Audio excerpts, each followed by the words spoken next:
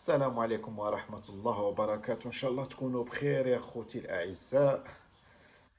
بغينا نحكيو، كاين واحد الأسئلة تجيني بزاف، ندير هاد الفيديوهات على حسب الأسئلة اللي تجيني في الصفحة جزائريون بالمهجر، قناة اليوتيوب جزائريون بالمهجر. anyway، كاين كاين جزائريين مثلا عايشين في الجزائر، راه باغي عندها اختيارات. يقول لك ندير فيزا تاع كندا، ندير فيزا تاع امريكا، ندير فيزا تاع فرنسا.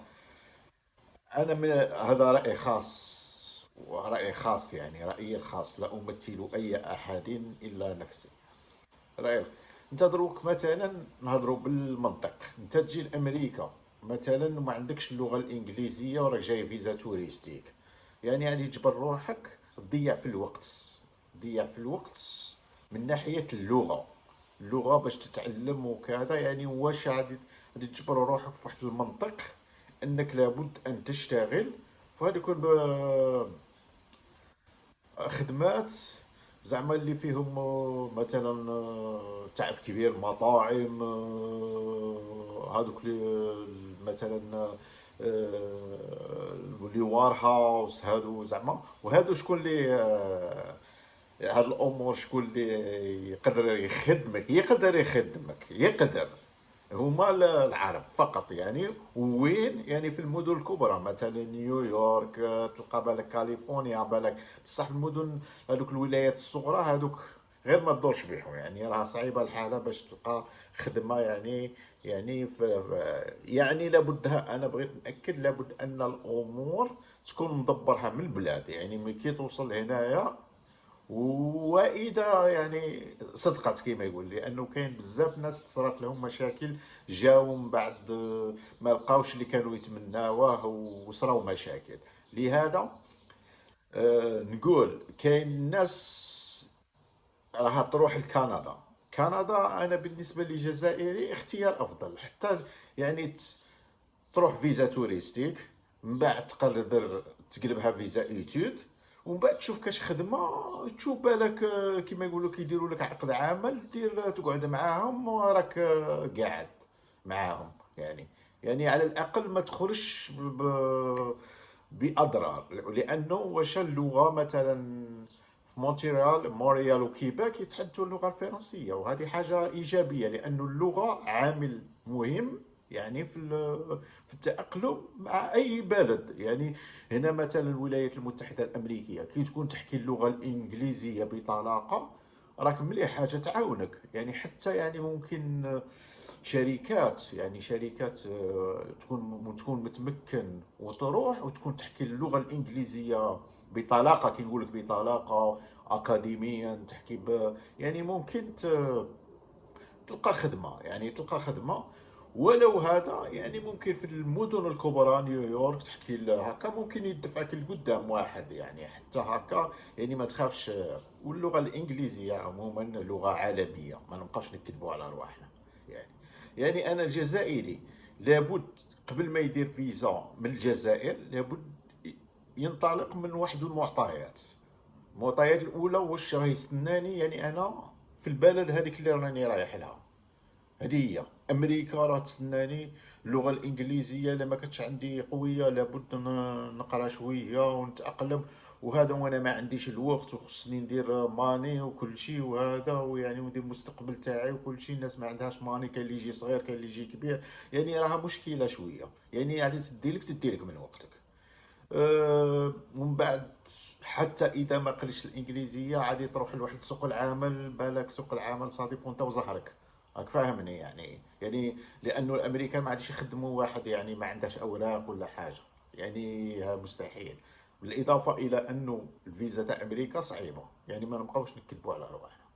يا- كاين كيما قلت المره اللي فاتت، كاين انا نعرف واحد جا، يعني هاد الخطره ما عندهاش بزاف، جا لواحد الولايه عندها 55 عام، الله يخليك، جا لواحد الولايه المهم في امريكا. هو كان يتوقع واحد الامور، رغم انه عنده العائله تاعه هنايا وكل شيء، لقى امور اخرى. قال لهم نرجع ما نقعدش، عنده خدمه في البلاد. وكبير يعني 55 عام ماشي زعما كبير عليه، لانه غادي يجبر. حنا السنوات تمر بسرعه، يجبر روحك عندك 60 عام 65 عام وانت ما داير والو. ها جو بريفير، راك فاهمني، نقعد في البلاد. بالك كان راح لبلاد اخرى جو سوي داكور، بالك يتحدثوا اللغه الفرنسيه يعني يربح امور كثيره. اللغه الفرنسيه مثلا كندا، يربح اللغه الفرنسيه. كندا وراها كيما نقول لك على حسب المعطيات ما بقاتش كيما كانت، يعني لانه كثر عليها الشعب، كما كثر على الشعب على فرنسا، كما كثر يعني هذه الامور. هذه عامل اللغه، عامل التاقلم، عامل هادو كاع معطيات مهمه. يعني انا مثلا راني في الجزائر، واش ندير؟ نخمم غايه. عندي كل واحد مختلف الوضعيه تاعه. اسكو عندي الناس اللي تعاوني تما ولا ما تعاونيش باش نتاقلم في الاول؟ اسكو اللغه اللي راني ماشي هذه تساعدني يعني باش نتاقلم بالخف وبسرعه وكل شيء، ولا زعما خصني وقت طويل عاود نضيع سنوات؟ يعني هاد السنوات اللي نضيعهم نمشي نستثمرهم نروح البلد اللي يتحدث اللغه الفرنسيه. هذه هي يعني. ولا جو سي با الا جبرت بي تكون في خدمه، ولا اللغه العربيه هذه تعاونك يعني على حسب. يعني واش السن يعني عامل؟ نقولوا ماشي عامل. عامل ويتا ما يكونش مهم السن، كي يكون عندك الاوراق تاعك. كي يكون عندك الاوراق تاعك السن ما يهمش. جيت راني نقول لك، جيت 60 راني نشوفوهم كبار يجيو، انا كانوا 65 ويجيو ويقراو، وعادي الانجليزيه وكل شيء عادي يتعلموا الانجليزيه. بصح عندهم الاوراق تاعهم، يعني يمشي يخدم واحد الخدمه هكا خفيفه، عندها الداكيمنت تاعها الوراقي، زعما كيما نقولوا يعاونوا الانسان. تخدم في شركات امريكيه ويعاونوه، خدمه سامبل يعني تقدر تخدم هكا بانك يعني راك كبير. نشوفوهم زعما يعني في الاعمال نورمال تقدر تخدم، بصح ما تكونش باوراق ولا. راه امور تختلف على الاطلاق يا جماعه. هذه هي باش نكونوا بالمنطق. لانه الناس كاينين خصني فيزا، خصني فيزا، خصني فيزا.